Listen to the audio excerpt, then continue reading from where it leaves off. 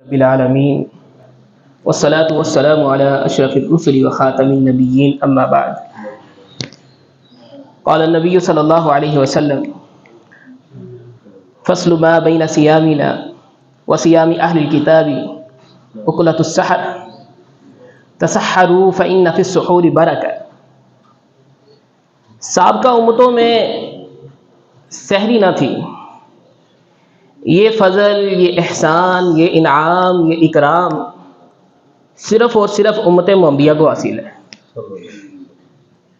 آپ علیہ الصلوۃ والسلام نے فرمایا ہمارے روزے اور اہل کتاب یعنی یہود و نصارہ کے روزے، ان میں فرق کرنے والی چیز صرف ایک ہے، وہ ہے سحری کھانا۔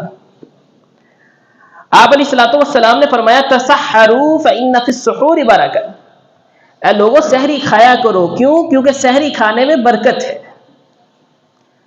اب ذرا غور کریں، سحری کھانا کس کی ضرورت ہے؟ ہماری ضرورت ہے۔ ہم کھا رہے ہیں، ہم پی رہے ہیں، کیوں؟ کیونکہ سارا دن ہم نے بھوک برداشت کرنی ہے، ہم نے پیاس برداشت کرنی ہے۔ کس کی ضرورت ہے؟ ہماری ضرورت ہے۔ لیکن اللہ نے سحری کھانے میں کیا رکھ دی ہے؟ برکت رکھ دی ہے۔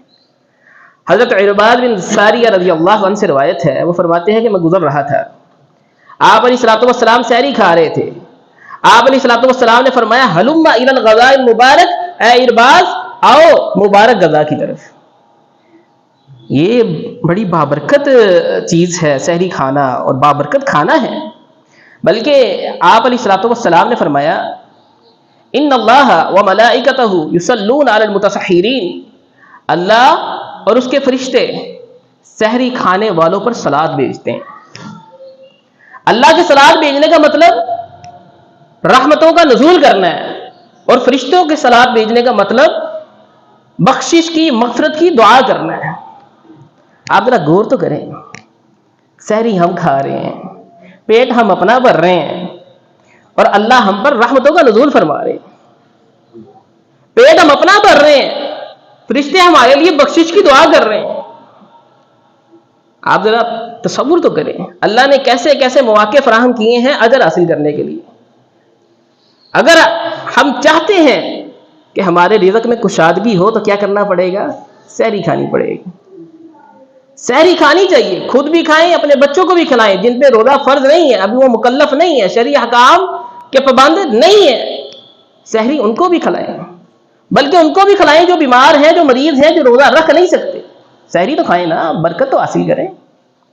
یہ غذائے مبارک تو ہر ایک کا حق ہے، ہر ایک کو کھانی چاہیے، ہم کسی کو روک تو نہیں سکتے ہیں۔ وَأَقُولُ قَوْلِي هَذَا وَأَسْتَغْفِرُ اللَّهَ لِي وَلَكُمْ وَلِسَائِرِ الْمُؤْمِنِينَ وَالْمُؤْمِنَاتِ جَزَاكُمُ اللَّهُ خَيْرًا وَأَحْسَنَ الْجَزَاءَ۔